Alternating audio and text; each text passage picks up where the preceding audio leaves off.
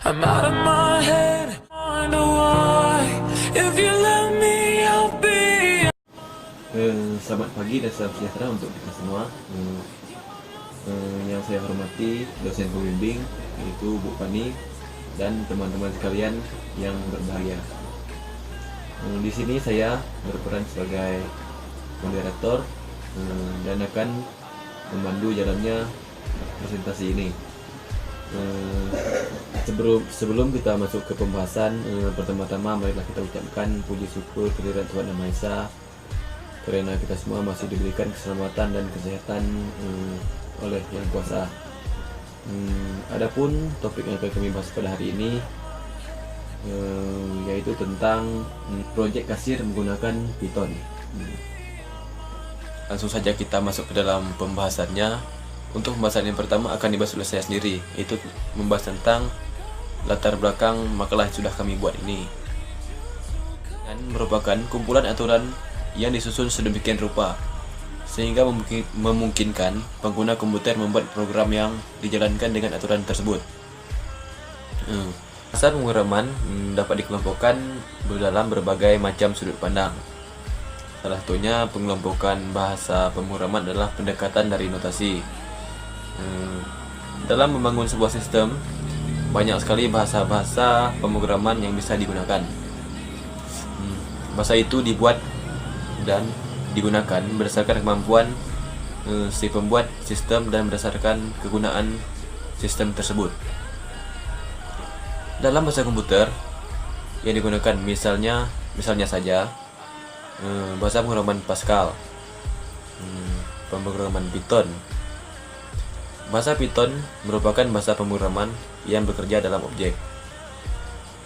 Dalam makalah ini, kami mengangkat pembahasan mengenai restoran Padang, yang dimana pemiliknya terinspirasi dari makanan Indonesia yang khas, yang bertujuan untuk mengembangkan dan membudidayakan makanan lokal atau makanan khas Indonesia. Restoran Padang adalah restoran yang menjual berbagai jenis makanan Padang yang terdiri dari nasi putih, ayam goreng, telur balado, tahu, tempe, ayam bakar, rendang sapi, ikan goreng, ikan bakar, sayur dan ubi-ubian dan lain-lainnya. Restoran Padang terinspirasi dari pengalaman pemilik tokoh yang sering makan di luar sehingga memunculkan keinginannya untuk memasak apa yang pernah ia rasakan saat makan di luar, dan beliau ingin membangun pengalamannya di pengalaman yang ia rasakan saat ia merasakan kuliner Indonesia yang begitu banyak ragam masakannya, sehingga ia membuka restoran, yaitu restoran Padang.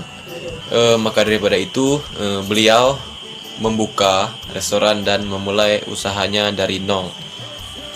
Baik, mungkin itu saja latar belakang dari makalah yang sudah kami buat. Untuk pembahasan selanjutnya akan dibahas oleh rekan saya, yaitu Flavina Modesta. Untuk Flavina Modesta, saya persilahkan. Tujuan dari makalah ini yaitu 1. Untuk mengetahui lebih dalam tentang codingan. 2. Menciptakan pemrograman yang lebih mudah dipahami. 3. Membantu mengembangkan bisnis dengan adanya proyek kasir. 4. Melestarikan makanan khas Indonesia. 5. Memperkenalkan makanan Indonesia pada dunia luar. Dan ruang lingkupnya yaitu penyajian dan perancangan yang dilakukan berdasarkan data yang dikumpulkan dari hasil penelitian di rumah makan yang kami riset, maupun pihak terkait dalam masalah ini. Agar penulisan makalah ini tidak terlalu luas pembahasannya, maka penulis membuatkan ruang lingkup, yaitu mengenai sistem kasir serta penjualan makanan pada restoran Padang dengan konsumen. Terima kasih kepada rekan saya Flavina Modesta untuk pembahasannya.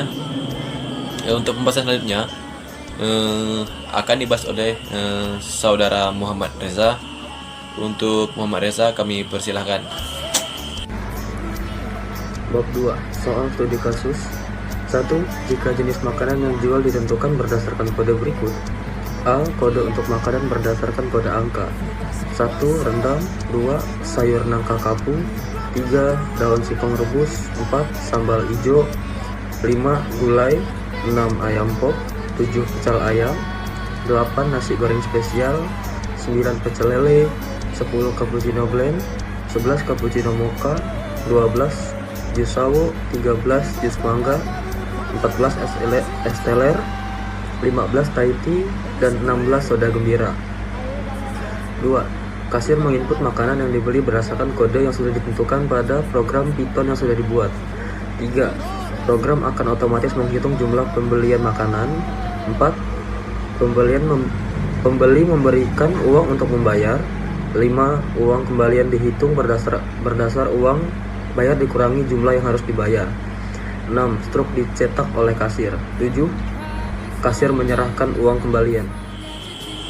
Baik, terima kasih kepada rekan saya Muhammad Reza atas pembahasannya.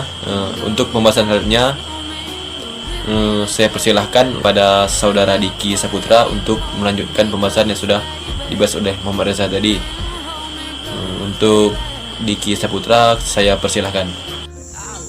Terima kasih kepada moderator yang telah memberikan saya waktu untuk menjelaskan makalah hasil dari kerja kelompok ini. Di sini saya akan menjelaskan tentang programnya. Program yang kami gunakan di sini adalah percabangan if elif else, di mana if elif else untuk menguji lebih dari 2 kondisi. Bila kondisi if benar, maka pernyataan di dalamnya yang akan dieksekusi. Jika if salah, maka masuk ke pengujian kondisi elif. Dan apabila kedua kondisi tersebut salah, maka yang akan dieksekusi adalah pernyataan yang ada pada else. Program yang kami buat tentang kasir, jadi kami memiliki 16 menu yang bisa dipilih oleh pelanggan. Di bawah menu tertulis, masukkan menu pesanan Anda. Pelanggan dapat memesan menu yang diinginkan, tapi harus nomornya yang ditulis dalam pesanan. Dan nomor menu yang dapat dipilih hanya 1-16 karena hanya 16 menu yang tersedia. Jika yang ditulis bukan nomor menu atau lebih dari 16, maka yang keluar adalah masukkan menu tidak tersedia dan kalian harus mengisi pesanan kembali. Setelah itu, masukkan jumlah pesanan Anda dan akan muncul harga yang harus dibayar. Baik, kepada saudara Diki Saputra terima kasih atas pembahasannya. Untuk selanjutnya saya persilakan kepada saudari Natalia Nolita untuk membahas pembahasan selanjutnya. Kepada Natalia Nolita saya persilakan. Baiklah, di sini saya akan membacakan bab ketiga, yaitu bab penutup. Kesimpulan. Sebagai akhir dari bab penulisan kuliah kerja praktek ini, maka kami selaku penulis memberikan kesimpulan bahwa sistem penjualan pada restoran Padang masih kurang baik. Sistem pengelolaan informasinya masih banyak permasalahan yang harus diperbaiki. Di antaranya adalah sebagai berikut. Dalam kegiatan pencatatan penginputan, pesanan makanan masih sering terjadi kesalahan. Kedua, saran. Saran penulisan sebagai dari akhir bentuk penulisan kuliah kerja praktek ini, kami akan memberikan saran-saran sebagai berikut. Pertama, agar menunjukkan keefektifan yang dapat diambil untuk mengatasi semua permasalahan tersebut hanya dengan mempertingkatkan ketelitian pada karyawan yang bertugas sebagai jurus penginput pesanan order tersebut. Kedua, untuk karyawan restoran Padang, perlunya kedisiplinan yang ditingkatkan agar tidak terjadi keledoran dalam menginput dan mengoutput data penjualan sehingga tidak terjadi keselisihan dalam pengadaan barang. Hanya ini yang dapat kami sampaikan. Terima kasih. Terima kasih kepada Natalia Nolita yang sudah mengakhiri pembahasan pada hari ini. Sebelum saya mengakhiri presentasi ini, yang terakhir saya ucapkan terima kasih kepada dosen pembimbing yaitu Bu Pani yang telah memberi waktu kepada kami untuk melakukan presentasi ini, dan kepada rekan-rekan tim saya ucapkan terima kasih karena telah berpartisipasi dalam pembahasan makalah ini. Mungkin begitu saja presentasi dari kelompok kami. Terima kasih atas perhatiannya, dan kurang lebihnya kami minta maaf. Jika ada tutur kata kami yang salah, mohon kiranya dimaafkan. Semoga apa yang telah kami bahas pada hari ini bisa bermanfaat untuk kita semua ke depannya. Sekian dari saya. Selamat pagi dan terima kasih.